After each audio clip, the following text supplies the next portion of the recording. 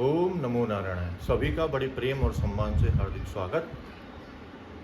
एक बार सड़क के पश्चिम दिशा की ओर एक वैश्या का कोठा, वो वैश्या वहाँ रहती थी। प्रातःकाल उठती थी जब, तो पूर्व की ओर सूर्य को अर्घ दे करके सूर्यदेव से प्रार्थना करती थी और अपने भाग्य को कोसती थी। प्रसन्न इस बात से होती थी कि जब वो पूर्व की ओर भगवान सूर्य को अर्घ देती थी तो वहाँ पर एक साधु का आश्रम था। वह मन ही मन विचार करती थी कि कितने अच्छे पुण्य कर्म किए होंगे इन साधु ने, कि जो ऐसा वेश धारण करके चंदन तिलक लगा करके और भगवान का भजन कीर्तन करते हैं। सुबह से शाम तक उनके आश्रम से इस प्रकार की आवाज़ आती है। वह मन ही मन प्रसन्न होती थी, लेकिन दुख इसे इस बात का था कि जीविकोपार्जन का उसके पास और कोई साधन नहीं था, इसलिए वह वैश्यावृत्ति में लिप्त थी। दूसरी ओर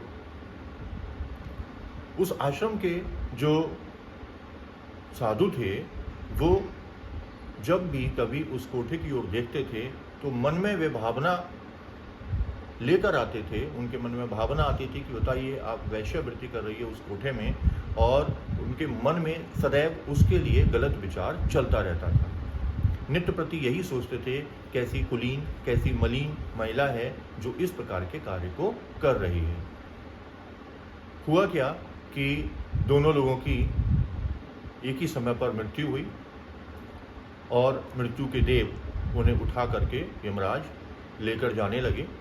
और जब लेकर गए तो वहाँ पर ये फैसला सुनाया गया कि साधु के लिए नर्क में भेजा जाए और उस वैश्या के लिए स्वर्ग की ओर भेज दिया जाए। साधु अड़ गए, बोले प्रभु ये क्या हुआ, मैंने तो जीवन पर्यंत आपका गुणगान किया और आपके गुणगान के साथ साथ मैंने लोगों का कल्याण किया, मंत्र जाप किया इत्यादि इत्यादि, और इस वैश्या के लिए जो अधम कार्य किया करती थी और इस प्रकार से वह अपना जीवन व्यतीत कर रही थी। तो वहाँ पर बैठे हुए लोगों ने विचार किया और उन्हें उत्तर दिया कि साधु से कहा कि तुम्हारे मन में विचार निरंतर चलता रहता था कि ये बहुत गंदा कार्य कर रही है। तुमने अपने शरीर को साफ रखा, चंदन लगाया, तुम्हारी मृत्यु हुई, तुम्हें चंदन के लकड़ियों के ऊपर फूंका गया। तुम्हारी अग्नि जो है, तुम्हें अग्नि में समर्पित जब किया गया तो वो चंदन की लकड़ियाँ थीं। और इस वैश्या की जब मृत्यु हुई तो वह सड़क पर हुई और उसके इस शरीर को कुत्तों ने और गिद्धों ने नोच नोच कर खाया, क्योंकि उसने उस शरीर से गलत कार्य किया था। तो तुम्हारे मन में जो विचार था और वैश्या के मन में जो विचार था, दोनों में असमानता थी। वैश्या ने तुम्हें सम्मान दिया, ईश्वर तुल्य समझा, और तुमने वैश्या के लिए बहुत ही अधम जाति और नीच प्रवृत्ति का समझा। तो इसीलिए तुम्हें नर्क और वैश्या को स्वर्ग की प्राप्ति हुई है।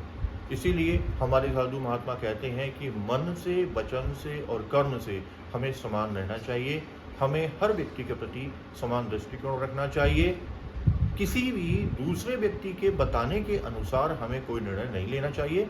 हमें अपना निर्णय स्वयं लेना चाहिए, चाहे वो कोई भी व्यक्ति हो। तो इस कहानी से शिक्षा यही निकलती है कि मन का विचार पवित्र होना चाहिए, और मन में जो अच्छे विचार होते हैं उन्हीं से ही प्रत्येक मनुष्य का कल्याण होता है। इसीलिए ही हमें अपने मन को विशुद्ध कैसे रखें उस पर निरंतर कार्य और चिंतन करते रहना चाहिए। ओम नमो नारायण।